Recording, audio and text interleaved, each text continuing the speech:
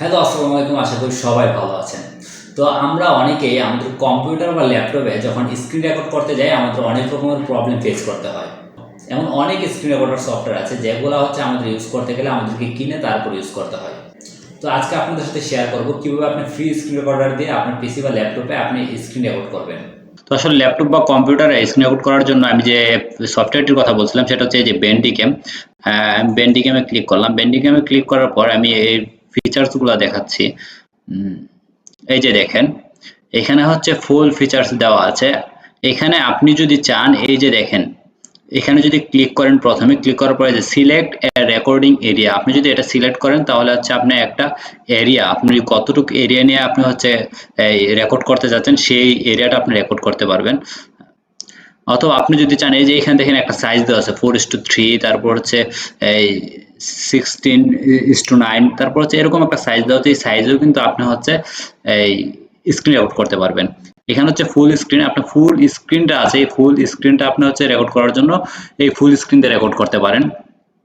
এখানে অনেকগুলো অপশন আছে, আপনি দেখে নেবেন। এই যে অ্যারাউন্ড মাউস আছে, আপনি হচ্ছে মাউসের এটা দিয়েও করতে পারেন। আমি সবকিছু দেখিয়ে দিচ্ছি আস্তে আস্তে। তারপর হচ্ছে অডিও অনলি, আপনি জাস্ট এটা স্ক্রিন রেকর্ড করবেন না, আপনি জাস্ট শুধু অডিও রেকর্ড করবেন। এর জন্য কিন্তু এই যে অডিও অনলি দেওয়া আছে।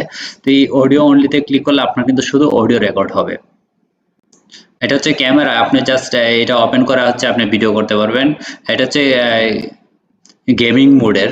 আর এখানে যেটা দেখতে পাচ্ছেন এটা আমি দেখাচ্ছি, এটা হচ্ছে আপনার অনেক সময় অনেকে টিউটোরিয়াল বানায় দেখবেন যে আপনার এই বিষয়টা হচ্ছে আপনার এখানে হচ্ছে এটা ফুল স্ক্রিন রেকর্ড হবে, প্লাস এইখানে হচ্ছে আপনার ছবি থাকবে। এই যে দেখেন, ফুল স্ক্রিন থাকবে। আর আপনি যে এই, অনেকে লাইভ ক্লাস করাই দেখবেন যে লাইভ ক্লাসে অনেক সময় এই যে এইদিকে হচ্ছে আপনার ক্লাস করাচ্ছে, প্লাস এখানে হচ্ছে ওর ছবি শো করছে বা ওর ভিডিওটা শো করছে লাইভ।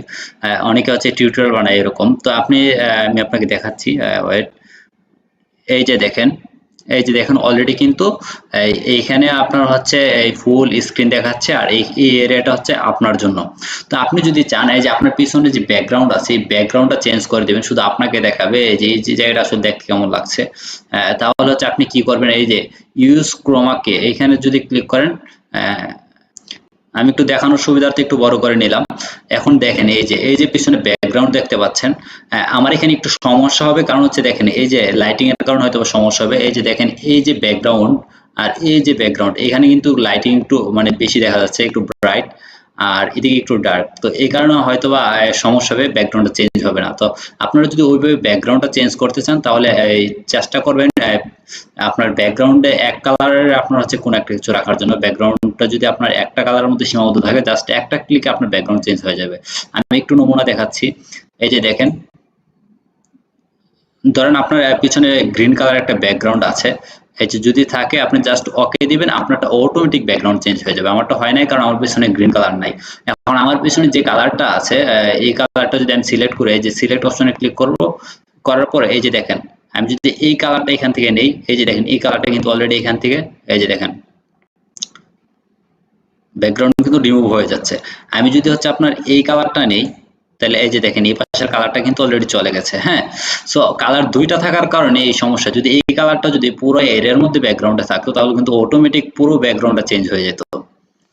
তো আপনারা যখন চাইবেন যে স্ক্রিনে আপনারা থাকবেন প্লাস এইভাবে স্ক্রিন আউট করবেন, তো এই ক্ষেত্রে হচ্ছে আপনি পিছনে এক কালার একটা ব্যাকগ্রাউন্ড দেওয়ার চেষ্টা করবেন, তাহলে হচ্ছে আপনি এভাবে করতে পারবেন। এখানে আবার পজিশন আছে, এই যে দেখেন পজিশন, আপনি যদি চান আপনার এই ফুল স্ক্রিন রেকর্ড হবে, প্লাস আপনার যে পজিশনটা এটা উপরে থাকবে তাহলে এটা ক্লিক করতে পারেন, অথবা এ পাশে থাকবে তাহলে এটা ক্লিক করতে পারেন। যদি এ পাশে চান তাহলে এটা ক্লিক করতে পারেন। তো এভাবে কিন্তু অনেকগুলো অপশন আছে, অথবা এটাতে ক্লিক করলে একটু বড় হয়ে আসবে।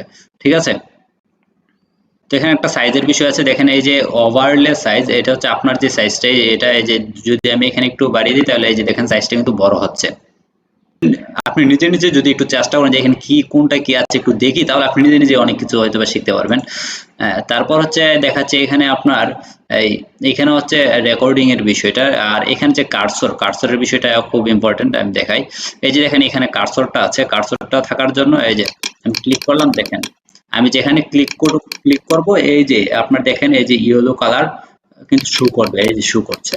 ঠিক আছে, এখন আপনি যদি জানেন ইয়েলো কালারের পাশে কিন্তু রেড কালার যাচ্ছে, এই যে রেড কালার সিলেক্ট করা এই কারণে।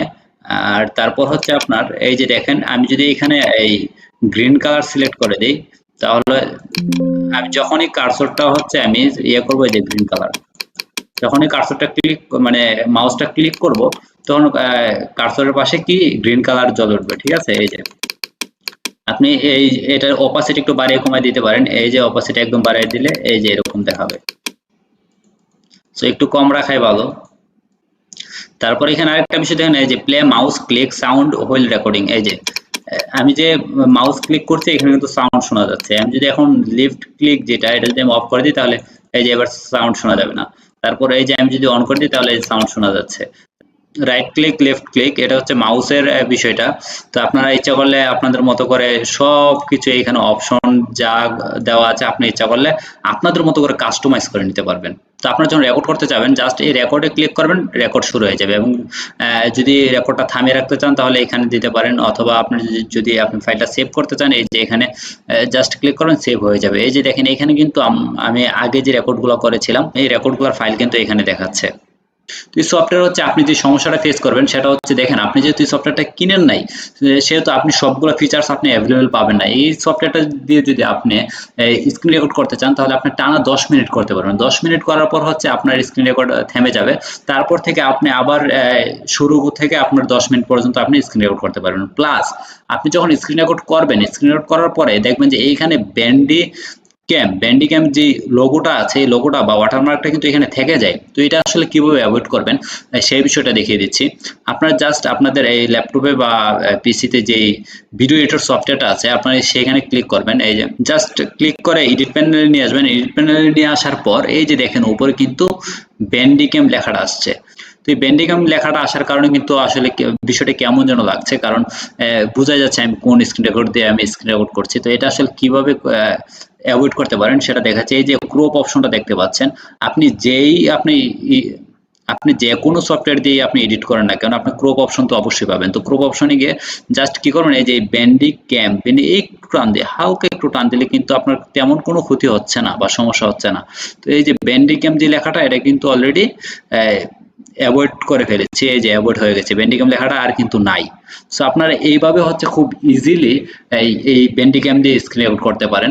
আর 10 মিনিটের যে বিষয়টা এটা আমি মনে করি না যে 10 মিনিটের বেশি আপনারা কোনো সময় স্ক্রিন রেকর্ড করতে হয়। যদি করতে হয় সমস্যা নাই, আপনি আপনি আরেকবার হয়তো বা স্টার্ট দিয়ে করতে পারেন। এটা তেমন কোনো সমস্যা বলে আমি মনে করি না। তারপরও নিজেদের কাজ যতটুকু চালিয়ে নিতে পারবেন ইনশাল্লাহ আমি মনে করি। তো এই ছিল ভিডিওটি যদি ভালো লেগে থাকে তাহলে অবশ্যই একটা লাইক করবেন এবং কমেন্টস করে জানাবেন। সত্য কথা বলতে ব্যান্ডিক্যাম আমার ভালো লাগে বলে আমি নিজেও কিন্তু এই ব্যান্ডিক্যাম দিয়ে ল্যাপটপে স্ক্রিন রেকর্ড করে থাকি। তো আপনারা যদি চান গুগলে গিয়ে ব্যান্ডিক্যাম লিখে সার্চ করলে আপনারা এই সফটওয়্যারটি পেয়ে যাবেন, অথবা আপনাদের সুবিধার জন্য অ্যাপ্লিকেশনের লিঙ্কটি আমি ডেসক্রিপশনে দিয়ে দিব, আপনারা জাস্ট ক্লিক করে ডাউনলোড করে নেবেন। তো এই ছিল আজকের ভিডিওটি যদি আপনাদের ভালো লেগে থাকে তাহলে অবশ্যই কমেন্টস করে জানাবেন। আর হ্যাঁ, এরকম গুরুত্বপূর্ণ ভিডিও সবার আগে পেতে অবশ্যই চ্যানেলটি সাবস্ক্রাইব করে বেল বাটন ক্লিক করে রাখবেন। আল্লাহ হাফেজ।